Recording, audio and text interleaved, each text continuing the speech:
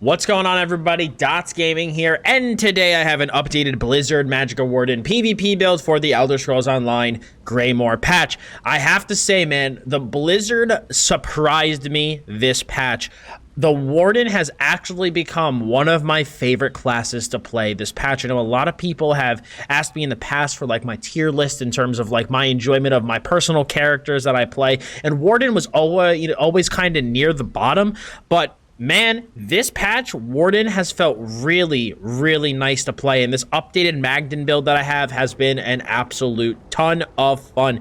The damage is good, the sustain is good, the tankiness is good. It just feels incredibly well-rounded in all areas, and I've really, really been enjoying playing it, and the battleground footage you're going to see at the end of this video is just going to give you a little bit of a showcase of what the build has to offer, and it's just an absolutely good time, man. I've been loving it a lot, and I'm excited to show you guys the updated version. I honestly think this might be, I know I kind of say this every patch for the Blizzard, but I do think that the Blizzard this patch is probably the strongest it's been, especially with everybody else kind of feeling weaker in terms of their defensive capabilities. My Warden still feels really, really solid, so I think it's going to be a build that you guys enjoy. So without further ado, let's get right into it. Our first set is going to be the new Balorg. Excuse me. So Balorg gives a line of spell damage, and when you use an ultimate, you gain weapon and spell damage equal to the amount of the total ultimate consumed, and physical spell penetration equal to 23 times the amount for 12 seconds. Our ultimate is Northern Storm, which costs 200 ultimate. So whenever we use that, we are getting 200 spell damage, and we are also getting 4,600 excuse me. Oh, what's going on in my throat? 4,600 spell penetration on top of 15% magicka from the actual effect of Northern Storm, which for those of you who don't know, it increases your max magicka by 15% for 30 seconds. So for 12 seconds, we have increased spell damage, increased pen, and increased magicka. Literally all of our offensive stats are going to be juiced up for 12 seconds. And then once that 12 seconds pass, and as we start to move towards the other, like the second phase, like the other 18 seconds where just Northern Storm is up, our damage is still good, but not quite as high as it is during that 12-second period. But Balorg, in my opinion, for this build is a perfect set. It's just all about basically building all until you get to that big Northern Storm, popping that, and then just going absolutely ham on your opponents. And this set is just perfect for the playstyle of the Blizzard build. Now, we are running a defensive 5-piece this patch because we are in light armor, and I do think it is necessary to run defensive 5 pieces now. And we are running Robes of the Swift, which gives a line of maximum magicka, 2 lines of armor, and reduces the damage taken from players by 10%. Now, the reason I like Swift this patch is for the percent mitigation. If you don't want to run Swift, you absolutely can run Pariah. It is also a good option, but what I like about Swift in particular is that I can have 2 strong sources of percent mitigation up at all times. I get 10% from Buffer of the Swift, and I get 8% from the minor protection on Ice Fortress. So on both bars, I'm gaining access to both sources of percent mitigation. So I find it to be a very effective method of defense for Magicka Warden, and I really, really do like Swift. Also, I don't necessarily feel like I need another line of health that I would get from something like Pariah, and would much rather have that line of maximum magicka, since Magicka Warden does benefit from max magicka so much due to all of its various passives. And now, speaking of other set that has to deal with maximum magicka, we are of course running 5 pieces of Necropotence. So 3 lines of maximum magicka, and while you have a pet active, your magicka is increased by 3,100, which it always will be because our Blue Betty, which is our pet and form of major sorcery and a huge form of sustain, will proc that 5-piece, giving us that maximum magicka bonus at all times. And for those of you wondering, your front bar maximum magicka with the Betty up is going to be 45k, which is a really, really nice amount, and to me feels very good. In terms of traits, though, and everything, we are running, I believe I have 2 pieces of Sturdy on. 1, 2, and then a Sturdy Shields. We got 3 Sturdy and 5 Impen. I really like the amount of Sturdy Impen ratio. I feel like I'm able to block reliably enough with the Sturdy pieces that I do have. But I do like the Impen for the crit resist, especially because we are in light armor.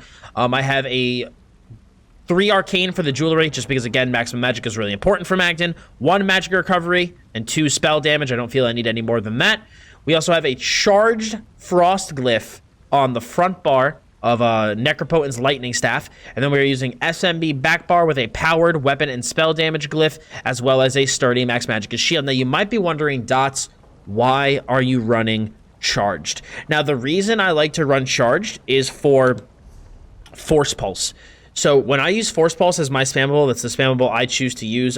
You can absolutely choose to do like a Master Staff build, but if you were to go that way, you're going to have to, like, I obviously wouldn't be able to run the gear combination that I do with a Master Staff, so that's one thing.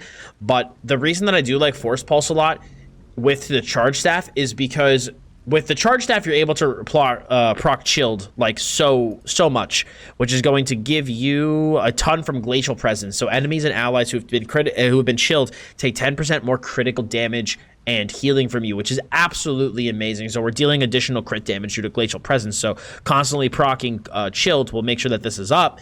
But the thing that I like about it is that with Force Pulse, you're able to proc Minor Vulnerability from the shock damage, which is really, really nice, because for that reason, I don't have to run bugs on my bar. I don't have to run the Fetcher Infection anywhere on my bars, and because of that, I'm able to get my Minor Vulnerability from this, and I'm able to slot other skills on my bar that I would prefer, like Inner Light, for example.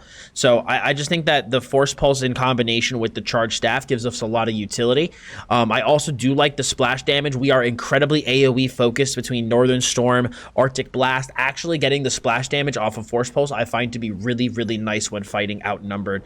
Also, you know, we do get the chance for the burning as well due to the flame, so that does give us a little bit of a dot on the build to begin with. So I do really like that a lot. This actually kind of segued perfectly into our skills, because I don't think there's anything else I need to cover gear-wise. That actually segued perfectly.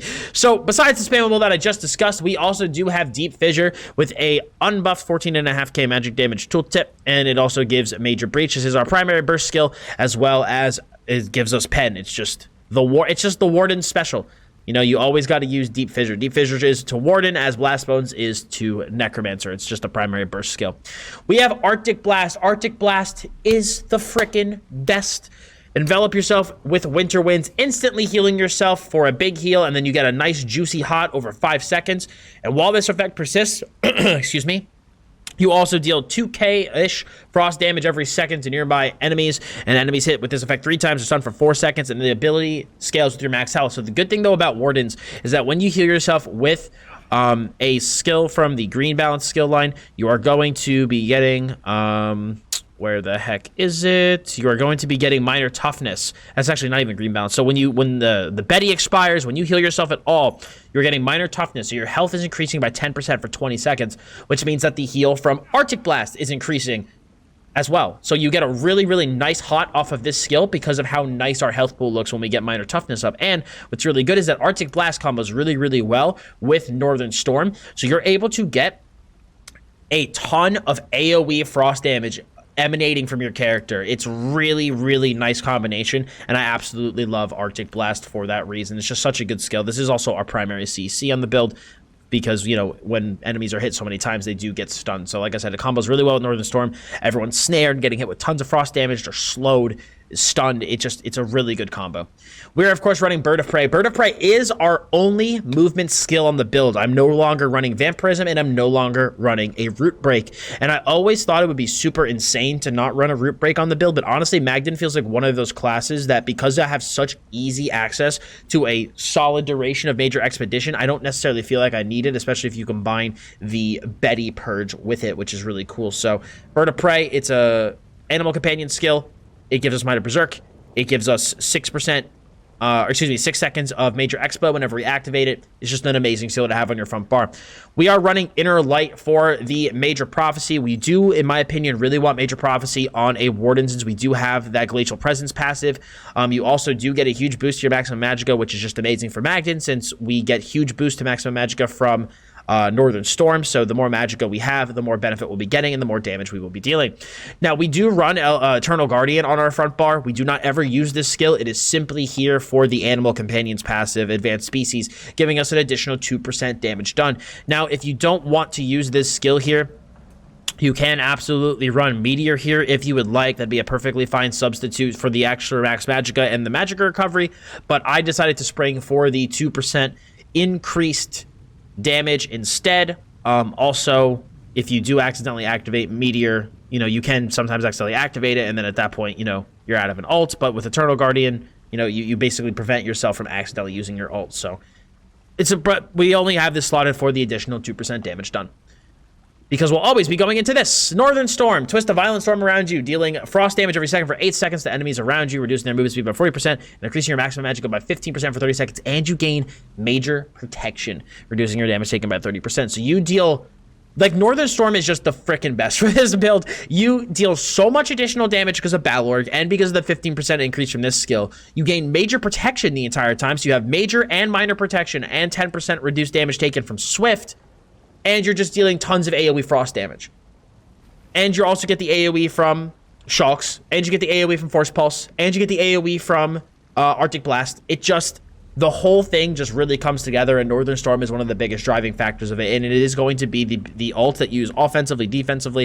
It is just going to be the ult that you always use. I'm actually going to work backwards on this bar. We're also using Shimmering Shield, so I basically replaced my my Mist form with Shimmering Shield, and let me tell you, I miss this skill so effing bad, and it makes me so jealous whenever I play my Warden, because I really wish my Dragon Knight had this freaking skill, man. You absorb 3 projectiles, absorb up to 20k damage from 3 projectiles. It is so nice to see a projectile hit you, and instead of you taking damage, you gain Magicka, and you gain major heroism for 6 seconds, granting you 3 ultimate every 1.5 seconds. Like, when you're getting this procced, like when people are hitting into you, you get your Northern Storm back so fast. And Shimmering Shield, in my opinion, was the perfect replacement for Mist form, because the whole goal for Mist form was to be able to move around and especially kite and protect yourself from range damage. And Shimmering Shield perfectly protects you from range damage, and it also gives you the passives from the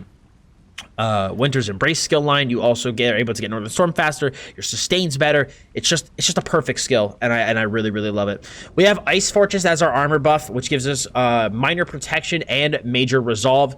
It is just one of the best armor buffs in the game. It also gives major resolve to your allies as well. It's incredibly good. Always going to want to run this morph. There's nothing else to say about it. It's just too good to not run. We have Blue Betty. 5k Magicka restored over 25 seconds. Major brutality and sorcery. But the best part about this is that every 5 seconds you get a free purge. And the good thing about this is that whenever you activate it, you do get a purge as well. So if you do need to purge something off yourself, you can just spam Blue Betty, get some minor heals from Animal Companion skill line, and also purge yourself in the process. We are using Dampen Magic because our build has such a solid Magicka pool. I decided to spring for a damage shield this patch, especially because healing is so nerfed. I feel personally that with all of Warden's passive healing, being able to use something like Shimmering Shield to absorb projectiles and Dampen Magic as a actual damage shield, it's a really potent combination. Feeling like I don't just have to out heal everything. You know, having a damage shield this patch, if you can afford to stick one on your build, has felt really nice because they are not nerfed.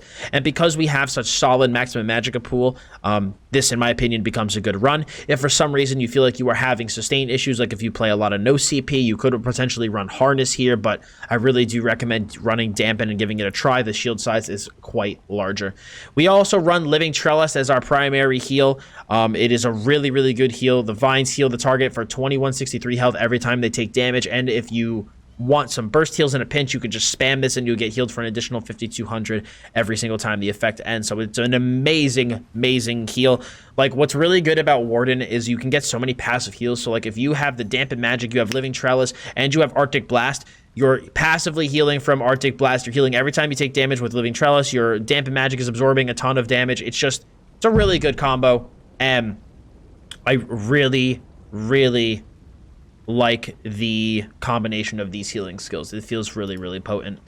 Now, in terms of our stats, just to go over it, I will stick the Blue Betty up just because this is what your stats are going to look like most of the time. Let's wait for that to proc. Bada bing. We have 45k maximum Magicka on the front bar, and on the back bar we have 43.6k, 25k health. You'll see what it shows that when a minor toughness comes up. 17k stam, 1,500 Magicka recovery, 2168 weapon damage with just the Betty up, 16.8k spell resist with 12.7k physical resist, and 3,300 crit resist. We are running the Bewitched Sugar Skulls buff food, and also, as you can see, our health goes up to 27k with minor toughness. We're using the Bewitched Sugar Skulls buff food. It is the best tri-stat food in the game, and we are using the Atronach Mundus Stone. I prefer the Atronach over the Mage myself. I personally feel like I need 1,500 recovery on Warden.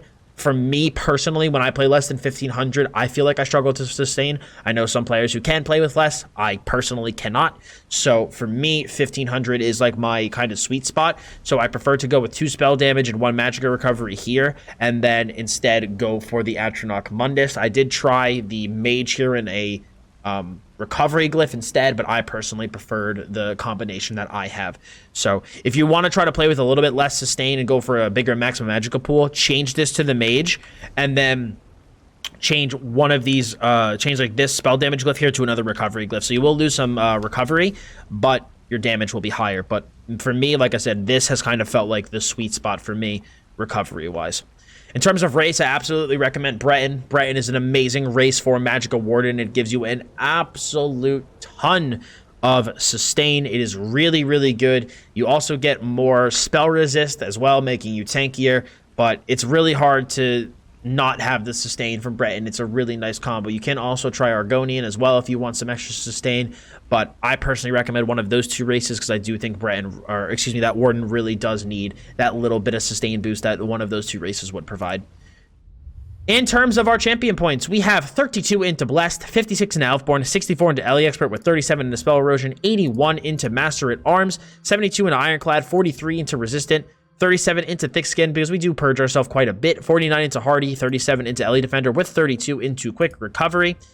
You can also maybe move some points into Bastion if you want to boost up that damage shield, but for me, I chose to kind of spring more for the more for padding my heals. You really can kind of customize this however you want. I would say if you want to move points around, you can move points from Quick Recovery into Bastion if you so desire, and you could also realistically move some points out of Blessed maybe into more into Spell Erosion if you would like more damage. So you can, you know, move points into Spell Erosion as well if you'd like. So that's really up to you. In terms of our green CP, we have 56 into Warlord and 19 into Sprinter because we are not using a root in the snare immunity, so we do want that extra sprint cost reduction. 1 into Siphoner, 75 into Arcanist, 37 into Tumbling, and 82 into Shadow Ward. In terms of the general rotation of the build, you want to maintain your armor buff, Blue Betty, at all times. Those 2 things you want to maintain at all times. When you're going in and attacking your target, you're pretty much going to be doing Light Attack, Force Pulse, Light Attack, Force Pulse with Shulks as well. So it's going to be Light Attack, Force, Light Attack, Force, Light Attack, Force. Shulks go off, refresh, Light Attack, Force, Light Attack, Force, Light Attack, Force, and then just keep doing the Shulks every single time. That's going to be your bread and butter weave combination. If you feel that you need to heal or you want to go for a CC, you're going to apply Arctic Blast and go, and you will be dealing extra frost damage to your opponent and CCing them. Defensively, your goal in general is to, if you're getting hit by range damage, apply Shimmering, go into your damage shield, and use a heal on yourself. And then from there, you will be really, really defended. And if you do feel you need more healing, you can also go into an Arctic Blast as well. Offensively, though, for your big burst combination, your burst is going to be, assuming that you have everything up, you're going to want to use Northern Storm, Arctic Blast, and then do the exact same weave combination I talked about with Shulks and Force Pulse. That's going to be your bread and butter combo once you go into your Northern Storm. In terms of, I think the only thing I didn't cover was potions. We are running tri-stat potions for this build for restoring our health, magicka, and stamina. Really nothing else we need from a potion, so that is going to be the potion of choice. But that is it, guys. That is the updated Blizzard build for Greymoor. Let me tell you, this build really surprised me with how fun it was. Like I said, I've always been okay with my Warden in terms of like my enjoyment levels of him. Like, he's always been all right, never really my favorite. But this patch, Warden feels legitimately really enjoyable to play. And I would definitely recommend it if you're looking for a fun class to play in Greymoor PvP. But With that being said, guys, that is all I have today. If you guys enjoyed this video, please smack a like on it. Any questions or comments, leave them below, and subscribe to keep up to date with the content I have on my channel. I do have a battleground for you guys to see what this looks like in no CP. Do keep in mind that even though I am showing no CP footage, this does work very, very, very well in CP PvP, Cyrodiil, IC duels, whatever you want to do. This build is really solid for all types of situations. So thank you guys so much for stopping by and watching today's video. I very much appreciate it. As always, I'm Dots Gaming, and I'll see you all in the next one.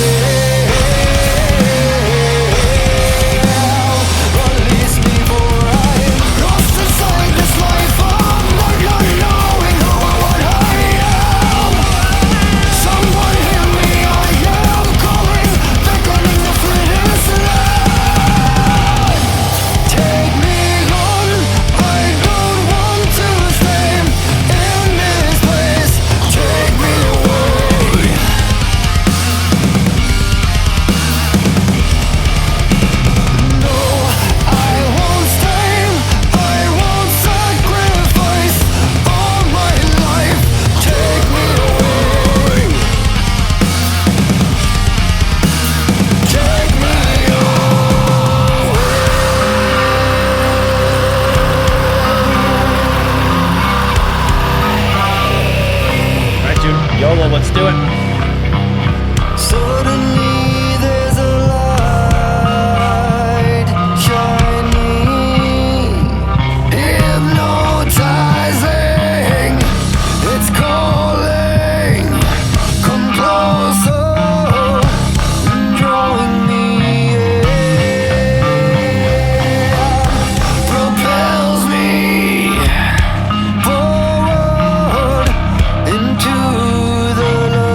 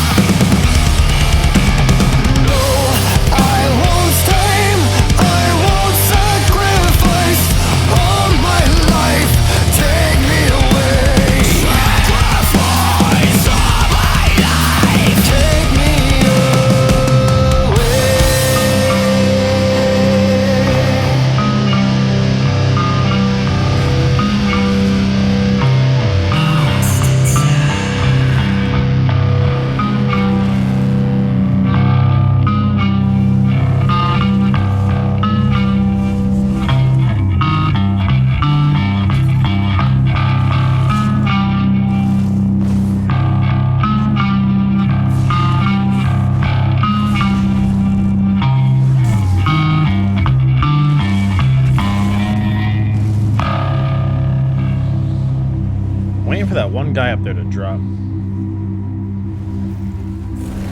Oh, here we go. We're pushing him.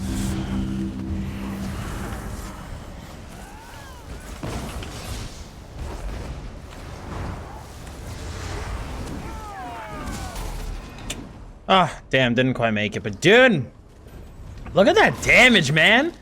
959k damage, dude. You love to see it.